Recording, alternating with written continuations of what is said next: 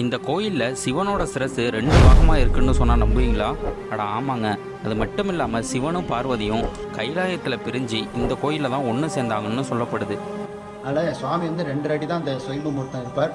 அதேபோல் சிவபூஜை உகந்த ஒரு திருத்தலம். வாழ்க்கையில் எல்லோருக்கும் நிம்மதி கிடைக்கும், ஆனந்தத்தை கிடைக்கும். அது மட்டும் இல்லாமல் இந்த சுவாமி அம்பல திருக்கைலாயத்தில் பிரிஞ்சு இந்த வந்து சேர்றா. அதே போல் கல்யாணம் ஆகி சில பேருக்கு சில சங்கடத்தினால தம்பதி பிரிஞ்சு வாழ்றான்னு சொல்வார்கள். அவளாக இந்த வந்து தரிசித்தமானால் அந்த பிரிஞ்சவரை இந்த சேரக்கூடிய க்ஷேத்திரம். அதனால் இந்த கோயிலில் இருக்க மூலவர் பேர் பசுபதீஸ்வரர், அம்பாள் பேர் சாந்தநாயகி.